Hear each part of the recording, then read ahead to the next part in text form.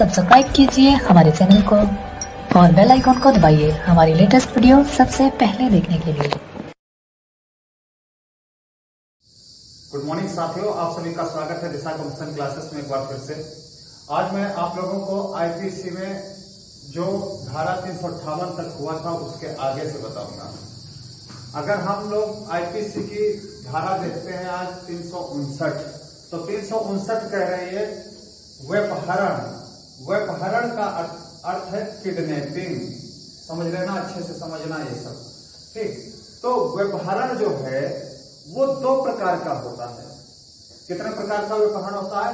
दो प्रकार का व्यपहरण होता है। मतलब भारत में से व्यपहरण, पहला तो प्रकार ये हो गया भारत में से व्यपहरण। दूसरा है विधिपूर्ण संरक्षिता में से व्यपहरण। दूसरा प्रकार कौन सा है? विधिपूर्ण संरक्षिता में से व्यपहरण। जब हम किसी व्यक्ति को भारत से किसी दूसरे स्थान पर या दूसरे देश में कहते हैं लेकर के जाते, सीमा के बाहर जब ले जाते हैं तो उसे क्या कहेंगे? भारत में से व्यपहरण। उसकी मर्जी के बगैर भी जा सकता है या मर्जी है लेकिन हम उसको अधूरी जानकारी दिए हैं, इस पर्पज से लेकर के गए, किडनैपिंग करके ले गए हैं, तो क्या हो जाएगा? भारत में से। विधिपूर्ण संरक्षिता में से व्यपहरण, जब हम किसी बच्चे को जिसकी उम्र मान लो बालक अगर है तो 16 वर्ष है, बालिका है तो 18 वर्ष, ये नाबालिग की परिभाषा इसके अनुसार रहती है, ठीक। इस आईपीसी के अनुसार ये है नाबालिग की परिभाषा। तो या फिर कोई पागल व्यक्ति, उसके संरक्षण की बिना अनुमति से हम उसको ले जाते हैं तो क्या हो जाएगा? विधिपूर्ण संरक्षिता में से व्यपहरण। मतलब उसको जो संरक्षण प्राप्त था उससे हम उसकी मर्जी के बगैर वहां से ले गए। इसका मतलब समझ रहे अच्छे से आप लोग? 361 कहता है, फिर से मैं आपको डिफिनीशन इसकी बोल देता हूं। 360 कहता है जो कोई किसी व्यक्ति को उसकी सहमति के बिना या व्यक्ति की ओर से वैध रूप से प्राधिकृत किसी व्यक्ति की सहमति के बिना भारत से बाहर यानी कि भारत की सीमाओं से दूर भगा ले जाता है तो क्या कहेंगे? भारत में से व्यपहरण। और विधिपूर्ण संरक्षिता में से व्यपहरण क्या कहती है? जब कोई किसी को जिसको ले जाने का अधिकार ना रखता हो, जब कोई किसी को जिसको ले जाने का अधिकार ना रखता हो, यदि वह पुरुष है तो 16 साल से कम और स्त्री है तो 18 साल से कम आयु वाली हो, या पागल व्यक्ति उसके विधिपूर्ण संरक्षक की संरक्षिता में से संरक्षक की सहमति के बिना ले जाता है, बहका कर ले जाता है, ऐसे व्यक्ति को ले जाने का अधिकार नहीं रखता है, इसे क्या कहेंगे? विधिपूर्ण संरक्षिता में से व्यपहरण, ठीक। अब अगला है अपहरण, जिसको बोलते हैं एब्डक्शन, ठीक। अपहरण हम लोग अपहरण किडनैपिंग समझ लेते हैं और व्यपहरण को एब्डक्शन समझ लेते हैं, ये गलती कर जाते हैं। अपहरण को हम लोग किडनैपिंग कहते हैं, किडनैप हो गए, किडनैप हो गए। असल में दोनों की डिफिनीशन अलग अलग है। अपहरण का क्या मतलब है ये देखते हैं। अपहरण कहता है, अपहरण जो कोई किसी स्थान से ले जाने के लिए बल द्वारा विवश करता है या छल द्वारा ले जाता है, उसे क्या कहेंगे? अपहरण कहेंगे। जैसे कोई स्त्री थी, ठीक, किसी भी पुरुष या स्त्री को झूठ बोलकर, जैसे कि किसी काम करवाने के बारे में किसी दूसरी जगह पर ले जाने के लिए, ठीक, लेकिन वहां पर क्या है? काम वैसा नहीं है, तो क्या होगा? ये अपहरण माना जाएगा। जबकि झूठ बोल करके हम उसे ले आए या बलपूर्वक कभी कभी ले जाते हैं, तमंचा लगा दिए, धमकी दे दिए, उठा ले गए, 3-4 मित्र बनकर आए और उसको उठा ले गए, ये सब क्या हो जाएगा? अपहरण हो जाएगा, ठीक। फिर आगे बताया गया है 363 में व्यपहरण के लिए दंड। तो 363 व्यपहरण के लिए दंड जो है भैया ये 7 वर्ष है। कम से कम कितना है? 7 वर्ष दंड है, ठीक। ये हो गए, यहां तक धारा व्यपहरण हो गया, भारत से व्यपहरण हो गया, विधिपूर्ण संरक्षिता में से व्यपहरण हो गया, अपहरण हो गया। अपहरण में क्या करेंगे? बलपूर्वक या उसकी मर्जी के बिना उसको उठा ले जाते हैं, ठीक, या बहका करके ले जाते हैं, तो क्या हो जाएगा? अपहरण हो जाएगा। ये 362 363 तक की आपकी धारा हो गई। फिर इसके बाद में हम देखते हैं धारा कहती है 363A। 363 ए क्या कह रही है? भीख मांगने के उद्देश्य के लिए नाबालिग का व्यभिचारण या विकलांगीकरण। नाबालिग हमने बता दिया, अगर स्त्री है तो कितने वर्ष होनी चाहिए? 18 वर्ष होनी चाहिए उम्र, और अगर पुरुष है तो कितना होना चाहिए? 16 वर्ष होनी चाहिए। ये कानून कहता है नाबालिग। ठीक, उसका क्या कर ले? व्यभिचारण कर ले या विकलांगीकरण करते हैं। आप लोग देखे होंगे कई बार बच्चों से भीख मंगवाने के लिए या तो उनका हाथ तोड़ देते या पैर तोड़ देते या आंख फोड़ देते हैं या जेब काट देते हैं, इस तरीके के काम करते हैं जिससे भीख मांग सके। इस उद्देश्य से, या शहरों में देखते होंगे अस्पताल से बच्चे चोरी हो गए, गायब हो गए। ठीक, या कई जगहों पे आप लोगों ने देखा होगा कि भीख मांगने वाले बड़े बड़े ठेकेदार लोग हैं, वो भीख मंगवाते हैं, बच्चों को किडनैप करके ले जाते हैं, उठा करके ले जाते हैं, एक शहर से दूसरे शहर में ले जाते हैं, वहां पर भीख मांगते हुए आप पा जाएंगे। बड़े बड़े शहरों में आप देखेंगे भीख मांगते हुए कई सारे बच्चों को पा जाएंगे।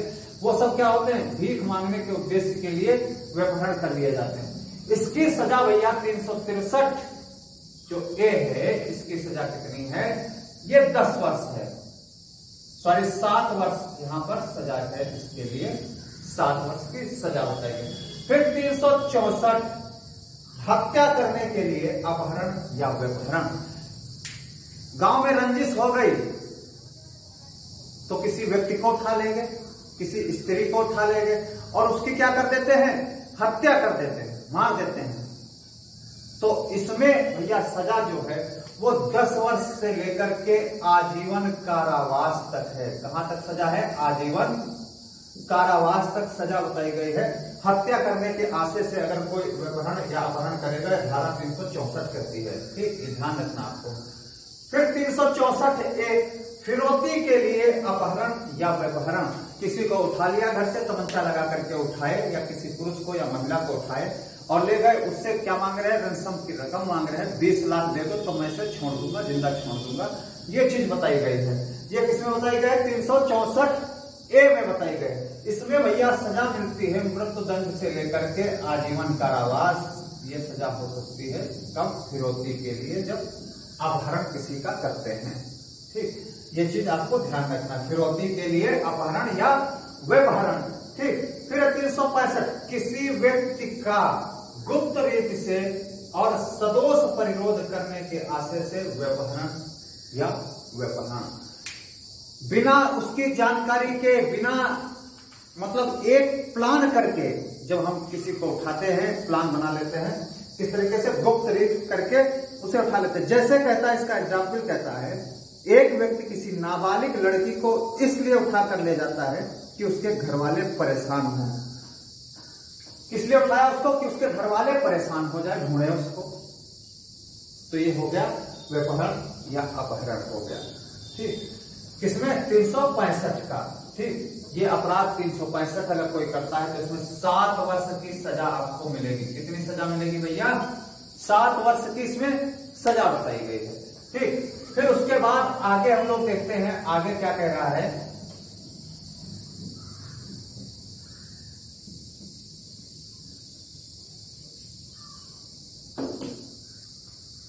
366 शादी करने के लिए या संभोग करने के लिए किसी स्त्री को ले भागना, अपहृत करना या उत्प्रेरित करना।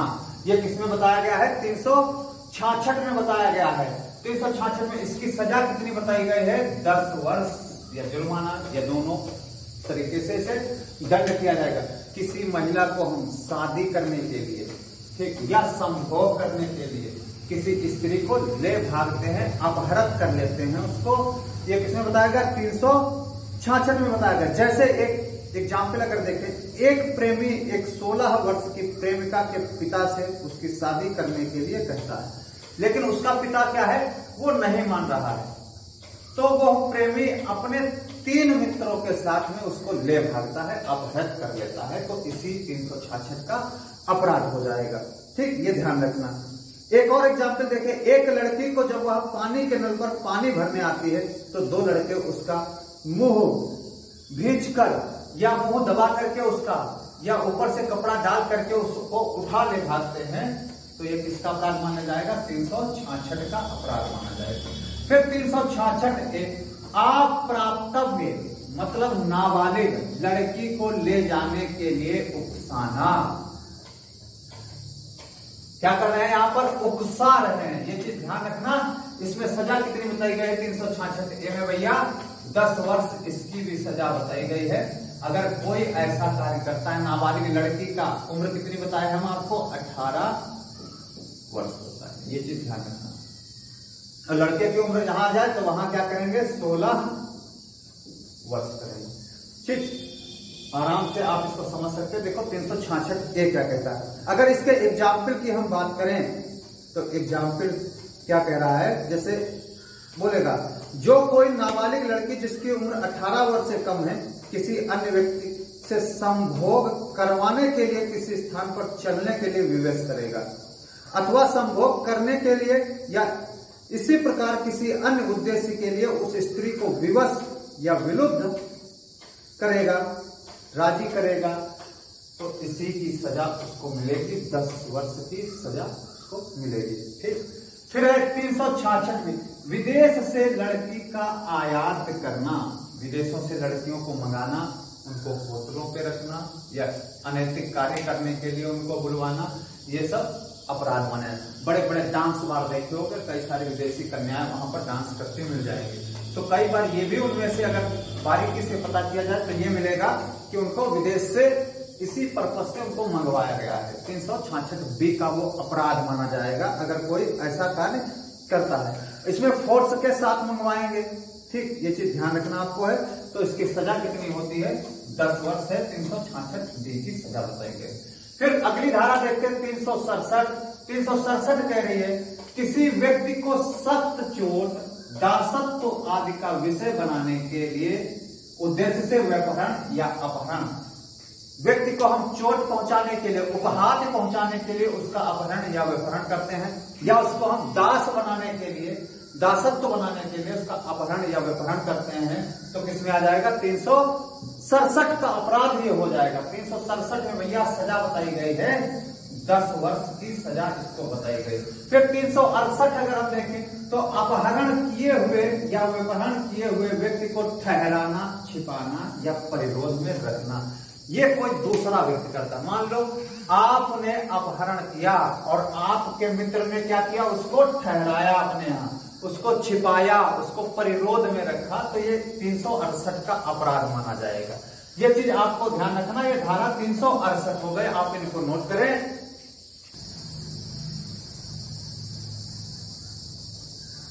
धारा 368 देखी, उसके बाद धारा 369 देखते हैं। धारा 369 कह रही है 10 वर्ष से कम आयु के शिशु के शरीर पर से चोरी करने के आशय से उसका व्यपहरण या अपहरण। क्या करें? 10 वर्ष से कम आयु का शिशु के शरीर पर से चोरी करने के आशय से, मतलब कोई ना कोई उसका अंग चुराने के आशय से हम उसका अपहरण या व्यपहरण करते हैं, तो इसकी सजा भैया 10 साल बताई गई है। कितनी सजा बताई गई है? 10 वर्ष सजा बताई गई है। ये किसमें है? धारा 369 में बताई गई। ठीक, फिर धारा 370 कहती मानव तस्करी, मतलब किसी भी व्यक्ति का तस्करी करना, जैसे स्त्री भी हो सकती, पुरुष हो सकती, बच्चे हो सकते हैं, इनका तस्करी करना, एक स्थान से दूसरे स्थान पर इनको गायब करना, ले जाना। तस्करी में क्या क्या है? 300 कुछ उद्देश्य होते हैं इसके। यदि कोई व्यक्ति शोषण के उद्देश्य से किसी व्यक्ति को, क्या क्या उद्देश्य है ये मैं लिखता जाऊंगा, आप लोगों को भी लिखना है, इससे क्वेश्चन यहां से पूछे जाते हैं। क्या क्या होना चाहिए इसमें? पहला है धमकी देकर, पहला हो गया धमकी देकर ले जाता है कोई। दूसरा है बल प्रयोग करके किसी अन्य प्रकार से प्रपीड़न या प्रयोग करके। ठीक, तीसरा है अपहरण करके। चौथा है धोखाधड़ी, कपट का प्रयोग करके या प्रवंचना करके। पांचवा कहता अपनी शक्तियों का दुरुपयोग करके, मानव तस्करी अगर कर रहे हैं तो। और छठा हो गया धन का लालच देकर, जैसे कहता है कि किसी व्यक्ति जो भर्ती किए गए हैं, परिवहनित या संवरित या स्थानांतरित या प्रकार से लाए गए व्यक्तियों की देख रेख करने वाला, संपत्ति प्राप्त करने के लिए फायदे या भुगतान देना या प्राप्त करना भी आता है। ये सब किसमें आ जाएंगे? मानव तस्करी में आ जाएंगे। ये सारे कारण 6 कारण होने चाहिए, 6 फैक्ट हैं, तब इसे मानव तस्करी माना जाएगा। फिर 370 ए कह रहा ऐसे व्यक्ति का जिसका दुर्व्यापार किया गया, शोषण, ठीक, ऐसे व्यक्ति का जिसका दुर्व्यापार किया गया और उसका शोषण हुआ, दुर्व्यापार किया गया हो और उसका शोषण किया गया हो, इसमें सजा भैया 5 से 7 वर्ष है। कितनी सजा है? 5 से 7 वर्ष है। क्या इसकी कंडीशन बनती है? दुर्व्यापार करते हैं और शोषण करते हैं। जैसे बताया, जो कोई व्यक्ति यह जानते हुए कि विश्वास का कारण रखते हुए कि वयस्क तस्करी द्वारा लाया गया है के बाद भी किसी भी प्रकार के यौन शोषण कार्यों में लगाता है, तो ऐसे व्यक्ति को कम से कम 3 से 5 वर्ष की सजा दी जाएगी। किस कार्य में लगा रहा उसको? है यौन शोषण के कार्यों में उसे लिप्त कर रहा है, ठीक, दुर्व्यापार कर दिया, शरीर उसको उठा लिया, उसको कहां पर लगा दिया? यौन शोषण में लगा रहा है, तो यह फिर 370 ए का अपराध माना जाएगा। फिर 371 दासों का आदतन आयात निर्यात करना। पहले क्या होता था? दास जो थे इनको हम लोग जानबूझ करके आदतन एक स्थान से दूसरे स्थान पर आयात करते थे और निर्यात करते थे। वर्तमान में तो ये फिलहाल कम पड़ गया है, ऐसा कोई कार्य नहीं घटित होता है, लेकिन पहले सब ज्यादातर कार्य चलते थे। तो 371 का जो अपराध है उसकी सजा भी कितनी है भैया? 10 वर्ष सजा मानी गई है। कितनी दी गई है सजा? 10 वर्ष सजा दी गई है। फिर आगे है लड़की से संबंधित जो भी अपराध हैं, ये सारे यहां से शुरू हो जाते हैं। देखते हैं इसमें क्या बताया गया है। 372 जो कोई नाबालिग लड़की को जिसकी उम्र 18 साल से कम है वेश्यावृत्ति के लिए बेचना। किस लिए बेच रहा है उसको? वेश्यावृत्ति के लिए बेच रहा है, तो ये 372 का अपराध माना जाएगा। इसमें आपको सजा जो है वो कितनी दी जाएगी? 10 वर्ष की सजा दी जाएगी। जैसे एक व्यक्ति, एक नाबालिग लड़की जो घर से गरीब है, उसकी पिता की मृत्यु हो गई, को नौकरी दिलाने के बहाने ले जाता है और उसको क्या करता है? वेश्यावृत्ति के लिए बेच देता है। पहले बहुत सारे कोठे वगैरह चलते थे, यहाँ पर स्त्रियों को लोग बेच आते थे, तो वहां पर वो वैश्यावृत्ति अपना लेती थी। क्या करती थी? वैश्यावृत्ति, जीविका के लिए वैश्या बन जाती थी। तो यह एक अपराध माना गया किसका? 372, 18 वर्ष से कम अगर उम्र का है तो। फिर 373 की बात करते हैं। वैश्यावृत्ति कराने के लिए नाबालिग को खरीदना, ये बेचना हो गया 372। और 373 क्या है? नाबालिग को खरीदना, ये भी अपराध है 10 वर्ष का। ठीक, कोई व्यक्ति वेश्यावृत्ति के लिए किसी लड़की को अगर खरीद रहा है तो ये अपराध माना जाएगा। और कितनी सजा इसमें मिलेगी भैया? 10 वर्ष की सजा मिलेगी। ये 373 हो गई। फिर 374 की हम बात करेंगे। तो 374 कह रहा है कि किसी व्यक्ति को मजदूरी करवाने के लिए प्रताड़ित या मजबूर करना, इसकी सजा कितनी है? 1 वर्ष। आप लोग देखे होंगे गांव में बड़े बड़े सेठ लोग होते हैं, वो पैसा देती है आपको, उधार पे पैसे देती है, फिर अपने खेतों में आपसे काम करा रहे हैं, मजदूरी करा रहे हैं, वो बात ही कर रहे हैं। पहले क्या होता था, आप लोग बहुत सारी मूवी देखे होंगे, उसमें सेठ साहूकार जो होते थे वो आपके कागज खेतों के जमा कर लेते थे अपने पास और आपको मजबूरी बस वो काम करने पड़ते थे। कई कई जगहों पर अभी भी ऐसा हो जाता है। तो उसकी सजा कितनी है? 374 में बताई गई 1 वर्ष की सजा बताई गई। ठीक, या जुर्माना हो सकता है या दोनों चीजों से उसे दंडित किया जा सकता है। फिर इसके बाद है धारा 375, बहुत ही इंपॉर्टेंट, यहां से स्त्री से संबंधित यह धारा है पूरी तरीके से। और इसमें बताया गया है बलात्कार की परिभाषा। बलात्कार की परिभाषा इसमें बताई गई है कि इसे हम बलात्कार कहेंगे अगर इन धाराओं में किसी की उम्र 18 वर्ष से कम है, नाबालिग है, लड़की है तो 18 वर्ष से कम, लड़का का है तो 16 वर्ष। तो इसके साथ में पॉक्सो एक्ट भी लगता है। ये चीज आप ध्यान रखिएगा, इन धाराओं के साथ साथ सब पर पॉक्सो एक्ट भी लगेगा। आपके सिलेबस में पॉक्सो एक्ट है, वो आगे मैं चल करके पढ़ाऊंगा, आपको बताऊंगा। तो इसमें परिभाषा क्या बताई गई, कुछ महत्वपूर्ण पॉइंट हैं वो मैं आपको बता देता हूं। 375 की परिभाषा क्या कहती है?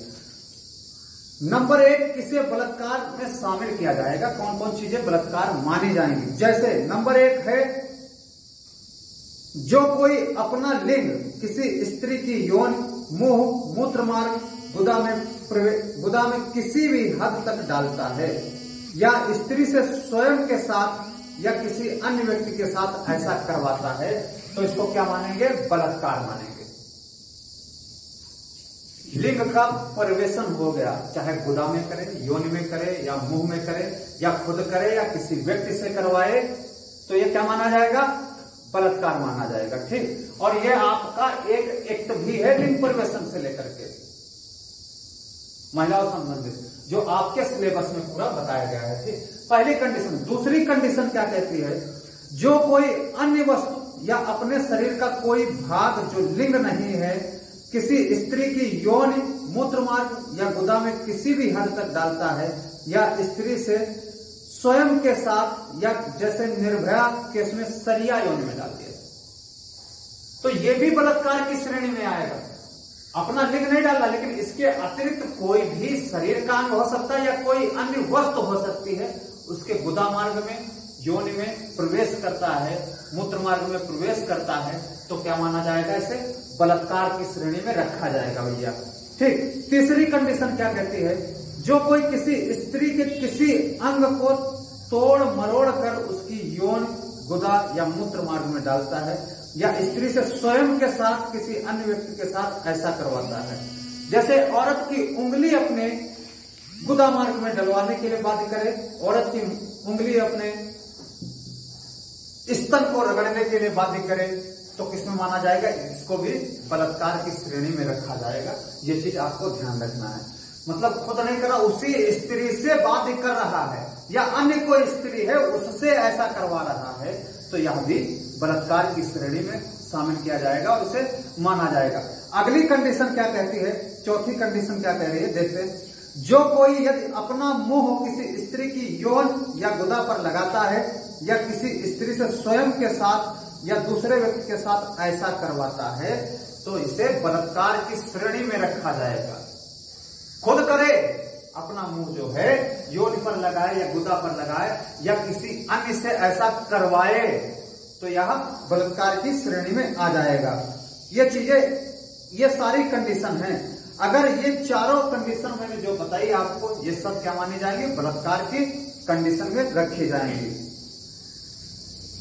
अब इसमें हालात कैसे होते हैं, बलात्कार की श्रेणी में कौन कौन से हालात होते हैं। पहला, उस स्त्री की इच्छा के विरुद्ध। दूसरा, उस स्त्री की सहमति के बिना। तीसरा, उस स्त्री की सहमति से, जबकि सहमति उसे या उसके किसी हित वाले व्यक्ति को मृत्यु या चोट का भय दिखाकर प्राप्त की गई हो। चौथा, उस स्त्री की सहमति से। अब तीसरा क्या बोले कि भय दिखा करके। भय मतलब ये कि हम आपके भाई को जान से मार देंगे, या आपके फादर को जान से मार देंगे, आप मेरे साथ ऐसा ऐसा करो, यही कह रहा है भय दिखा करके। चौथा क्या कह रहा है, उस स्त्री की सहमति से। सहमति तो है, लेकिन कंडीशन क्या बन रही है, जबकि वह पुरुष यह जानता है कि वह स्त्री का पति नहीं है, परंतु वह स्त्री ने सहमति इसलिए यह जानते हुए दी है कि वह समझती कि वह पुरुष उसका या तो मंगेतर है या उसका पति है। बहुत ही भैया क्रिटिकल ये कंडीशन बन जाती है। जैसे शादी तय हुई आपकी किसी लड़की के साथ में, आपकी शादी तय हुई, लड़की ने आपको नहीं देखा, आपने लड़की को नहीं देखा, लेकिन किसी अन्य व्यक्ति ने उस लड़की को देखा और उससे कहा कि हमारे साथ आपकी शादी तय हुई है, आप ऐसा ऐसा करिए मेरे साथ में। तो वो लड़की ने सोचा, उसकी सहमति है, उसने संभोग भी किया उसके साथ में, शारीरिक संबंध भी बनाए, लेकिन वह यह जानती थी कि यह तो मेरा मंगेतर है या मेरा पति होने वाला है, इसीलिए उसने उसके साथ में शारीरिक संबंध बनाए, जबकि झूठ बोला उसके मित्र ने, उसे झूठ बोल करके उसके साथ में ऐसा कार्य किया, तो यह बलात्कार की श्रेणी में शामिल किया जाएगा। फिर पांचवा कह रहा है, कंडीशन क्या कह रहा है, उस स्त्री की सहमति से, जबकि सहमति देते समय वह स्त्री अपरिपक्वता या नशे की हालत में हो, व्यक्तिगत रूप से या किसी अन्य व्यक्ति के माध्यम से कोई नशीला पदार्थ दिए जाने के कारण वह स्त्री ऐसी सहमति देते समय उस कुकृत्य की प्रकृति और परिणाम को समझने में असमर्थ हो। कई बार होता है, पार्टी हो रही है, नशीले पदार्थ देती है और उसके साथ में शारीरिक संबंध, वो स्त्री भी करना चाह रही है, उसकी भी सहमति है, लेकिन किस टाइम सहमत है? नशे की हालत में सहमत। वो ये जानती नहीं कि इसका दुष्परिणाम क्या है, तो यह बलात्कार की श्रेणी में माना जाएगा। अगर किसी स्त्री के साथ अब नशे की हालत में, मतलब वह स्त्री नशे में है और वह आपके साथ, आप ये कह रहे हैं कि हाँ उसने सहमति दी तो मैंने बलात्कार कोई नहीं किया, नहीं, वो बलात्कार की श्रेणी में शामिल किया जाएगा उसको, क्योंकि वह उसके कुकृत्य को नहीं जानती थी, उसके परिणाम दुष्परिणाम को नहीं समझ पा रही थी। अगला छठा क्या कह रहा है? उस स्त्री की सहमत से या सहमत के बिना, जबकि वह 18 वर्ष से कम आयु की हो, मतलब नाबालिग की श्रेणी में हो, तो क्या इसे माना जाएगा? अपराध माना जाएगा। आप उसकी सहमत से कर रहे हो, सब कुछ है, लेकिन उस लड़की की उम्र कितनी है? 18 वर्ष से कम है भैया, तो इसे क्या माना जाएगा? बलात्कार माना जाएगा। फिर अगला देखते हैं, 7वां पॉइंट क्या कह रहा है? यदि वह स्त्री अपनी सहमति देने योग्य ना हो, जैसे पागल हो, दिमागी हालत से कमजोर हो, गूंगी हो, बहरी हो, अशक्त हो, और उसके साथ में आपने शारीरिक संबंध बनाया, तो इसे क्या माना जाएगा? बलात्कार की श्रेणी में रखा जाएगा। ये 7 कंडीशन हैं, आप समझ लीजिए, इनको अच्छे से देख लीजिएगा। ये क्वेश्चन उठता अगर है तो इनमें पूछा जाएगा कि इनमें से बलात्कार की कंडीशन कौन सी नहीं है, तो आपको बताना पड़ेगा वहां पे इनमें से कौन सी है या नहीं है। ठीक, ये बलात्कार की परिभाषा में बताया गया। फिर 376 में बलात्कार के लिए सजा बताई गई है। 376 में क्या बताया गया? बलात्कार के लिए सजा बताई गई। क्या सजा बताई गई है 376 में? नंबर 1, अगर कोई व्यक्ति उपधारा 2 को छोड़कर बलात्कार करता है तो उसे कम से कम 10 साल की सजा दी जाएगी। जो दूसरा पॉइंट मैंने बोला, उसको छोड़ करके अगर कोई बलात्कार करता है तो उसे कितनी सजा दी जाएगी? कम से कम 10 साल की सजा दी जाएगी।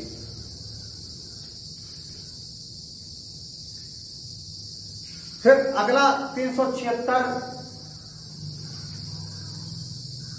2 कहता है, 376 2 भी हम लोग समझ लें तो 376 2 है, कोई व्यक्ति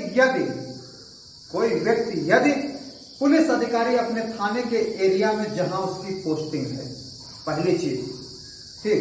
दूसरा, किसी भी पुलिस स्टेशन परिसर में। तीसरा, अपनी हिरासत में या अपने अधीनस्थ की हिरासत में होते हुए। पुलिस अधिकारी से तात्पर्य है पुलिस अधिनियम 1861 में अभिव्यक्ति पुलिस शब्द से, वहां पर जिसके बारे में यह परिभाषा बताई गई है उससे संबंधित वो बात कर रहा है।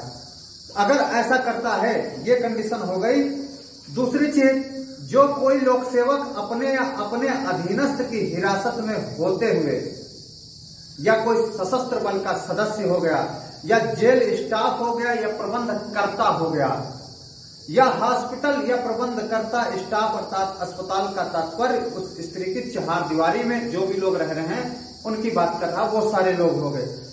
रिश्तेदार या गार्जियन, फादर या टीचर, गुरु मित्र या अन्य विश्वास पात्र हो, सांप्रदायिक, जातिवादी, धार्मिक दंगे के दौरान बलात्कार करता है, यह जानते हुए कि यह महिला गर्भ से है तब बलात्कार करता है, तो इन सब कंडीशन में भैया आपको बलात्कार की श्रेणी में रखा जाएगा और कठोर से कठोरतम सजा दी जाएगी।